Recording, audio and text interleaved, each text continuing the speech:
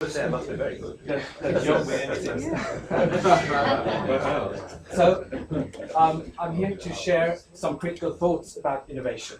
The main thesis is that, as Michaela said, it is probably one of the vaguest words that is around, and that we actually have not understood how it works in many ways. So the search for a recipe for innovation is either still going on, or it is maybe a continuous thing we will do for the rest of our times, and maybe that is good. Before I continue, just quickly about our think tank. WIRE is an interface between science and WIRE stands very complicated, but sorry. WIRE stands for Web for Interdisciplinary Research and Expertise. So we try to understand how the present or how the future looks like based on an interdisciplinary approach. So we do not only look at economical concepts or technologies or social trends, we try to combine it all. And we are at the interface of the Technical University of Zurich, the ETH, Federal Institute of Technology, and together with Bank Saracen, that's a bank that's basically interested in long-term trends. So we try to translate academic knowledge to the practice. We work with companies and we work with governments. And one aspect next to the interdisciplinarity which differentiates us is that we put a lot of effort in bringing the information to people in a way they can understand it. So this is why our books always look a little bit different. This one is silver shiny, the other one is made in another way. So we think, as Martin Scorsese, that in case that, or that ideas are understood, they need to be translated in a way that people really get it. And I think this will be one important aspect also for smart partnerships. Yeah, I think that's probably the most important thing. Oh, I'm a biochemist by background, so please excuse if there's some technical terms in use. Sorry. Yeah, and some biases as well. We don't get rid of them. Now, before I start, I really like the metaphor of the bee, because of course bees share a common vision, and they are very committed to bring that vision to practice. And I think this is one very important aspect if we talk about innovation. However, there is one aspect which I do not agree with, because bees actually are not known for critical thinking. They just take orders and they deliver it. And if we want to thrive for innovation, I think there is other competencies or things we need to know, so which is critical thinking for ourselves. So that part we rather should be, I don't know, cats, some animal that actually does things we don't understand, that are not predictable. Squirrels, yeah. Right. Yeah. Okay, so I think we should be squirrels or cats. But why? I think we all agree that innovation is crucial today for European countries as well for African countries and for Asian countries, due to many reasons. We have a lack of resources, we have climate changes to deal with, we have a lot of other problems, and I would say most challenges that we're facing could be dealt with innovation. And so it's no wonder that we are living in an age of innovation, as Michaela said. There is so many initiatives, there's so many programs, there's a lot of new products coming to the market that at least tend to be innovative. But if we take a closer look, we're not so sure whether a lot of those products really are innovative. We have a lot of rankings and lists that show that we actually have, or seem to have understood how innovation works. So Switzerland, for example, always is one of the top countries when it is about innovation. Other countries as well. Every country has a certain field where it's particularly good at. So we get the impression that we have actually understood the mechanisms how innovation works. We need to invest, we need to follow a certain recipe or a certain program, and that as a result, we get innovation.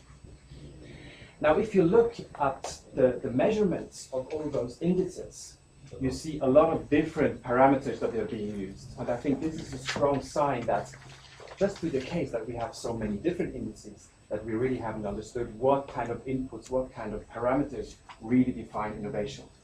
If you look at the Global Innovation Index, which is a very famous one that ranks the country in its innovation, you have inputs such as the use of electricity, which is being used as a measurement for innovation. Or you have the changing frequency of Wikipedia posts. And I think it is a good point to be quite critical whether those aspects are really part of being innovative. And you could even go further. The American economist, I don't remember his first name, Gordon is the last name. He actually said, Gordon, I keep coming up with Gordon Brown, but it's of course not Gordon. Sorry? Not fast. No. That's it. Go ahead. Yeah. And anyway, I couldn't look at the name. And he said actually that in the past decades, we did not have any major breakthroughs, innovation in the area of transport, in the area of electricity, and in the area of medicine. Now, I'm not so sure about medicine, but in the other areas, I'm quite sure. We still drive around in the way we drove around decades ago. We still haven't had any major breakthrough in the area of electricity. So the counter thesis would be that actually we keep talking about innovation, but we're not that good at it as we think we are. So we haven't had it, we haven't found it yet. Now, two different ways.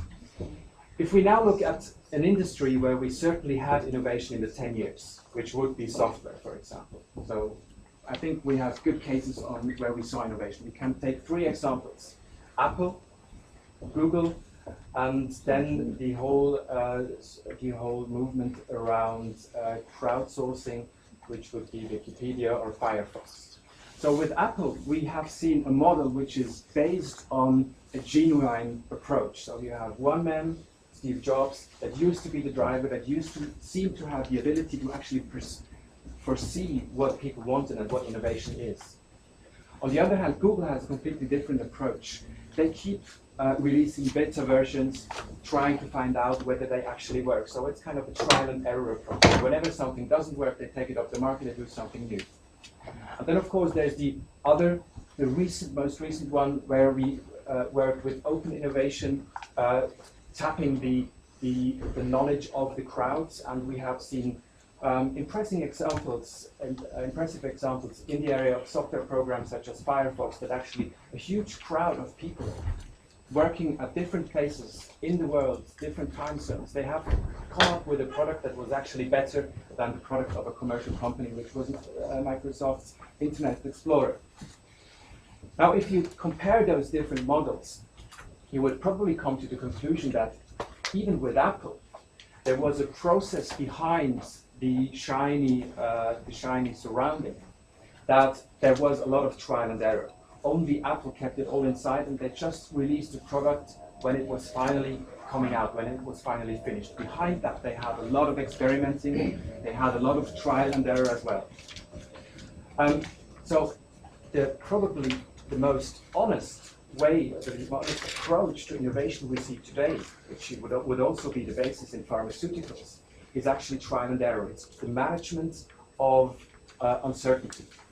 So we don't have a rational model on how we approach innovation. We just have, it's very basic, we have to try it out. Now, if we think about strategies, what can we do? The thesis is that there will not be something like a recipe that you can use for innovation. You can do benchmarking, you can learn from each other when it is about delivering a specific product or answering a question in a specific field. But when you think about genuine innovation, something new, that doesn't work because it does not yet exist. So benchmarking is also kind of a limiting approach. And then the thesis that came out of this book was actually that in order to go for innovation, we need to create something like an ecosystem. So we can't define the recipe, but we can define the context, the environment we're working in. And innovation needs to be, we had an interview with a professor in here, he said, innovation needs to be looked at something like a plant. So you can't really control how it grows, but you can make sure that it receives the right ingredients and it has good surrounding and the nice air that it has it growing.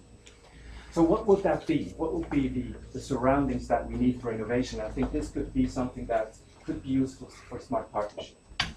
Well, the first thing I think is the ability, and this is what you do here, is to think beyond the traditional disciplines. Think beyond the areas that experts are talking about. So when we try to come up with an innovation on how we could we could help people to get to more food. It is surely not a problem of just technology. It is surely not a problem of just finding business models or political regulation. It needs all of that together. So you need interdisciplinary settings where people from different areas are approaching one subject. The second one is the one associated with being a cat. So people need squirrels. People need the freedom to think. In many Western countries, in universities, there is the challenge that whenever a new research program is being launched, there are very precise targets or goals that have been set in the beginning. And this limits people fundamentally in finding new direction, because maybe in the process they find they have a new finding that could lead the research in a complete other direction. And if they are forced to follow that, if they can't think that lead their own path, then it's going to be difficult. So you need a funding that allows people to do free research. The third thing that I think is important is to develop a culture of failure, which is associated with that one. Because when you do experiments, it is necessarily that you fail. But in today's world, failure is not really highly appreciated, and it in many cases, it is being punished. So you should actually do the other way around. You should give away bonuses for people who fail. Probably not the ones that do illegal things. But we had recently a conversation with the CEO of Hublot Watches. That's some kind of luxury Swiss brand. And the CEO gave away a bonus for people that failed in his company, that started a new project and they didn't succeed.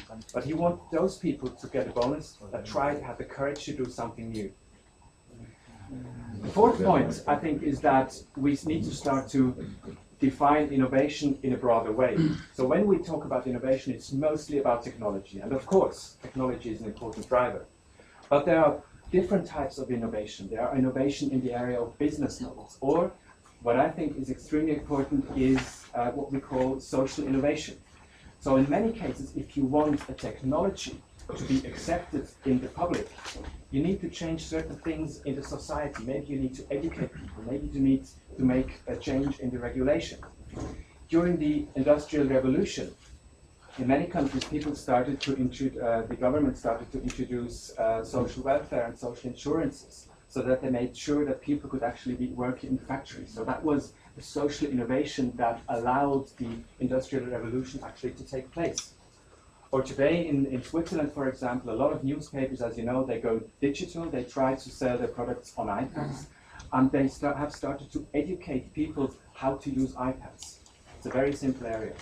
Or I can give you another example, and then I stop talking.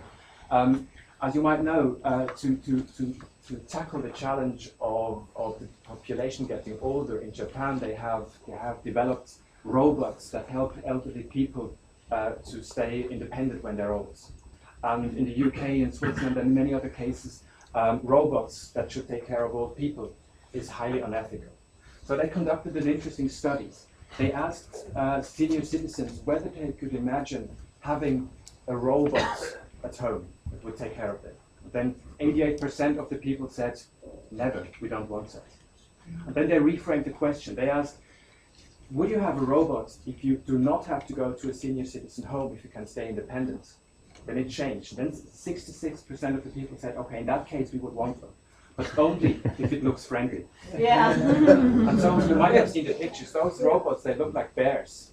And I never really understood it, but it's because people don't want anonymous machines. And so the factor that will be responsible that this innovation will find its way to the people is not the power of the sensors or the engineering arts. It's the way whether we can make it to find the way to the people. And that brings us back to innovation as being something very simple, being translated to the people and making understood. It's not a question of having supercomputers. It's the question, then I go back to create a mindset. Yeah, I think that's it. But he has a supercomputer. Supercomputers are very nice, but you can't trust them in all the way.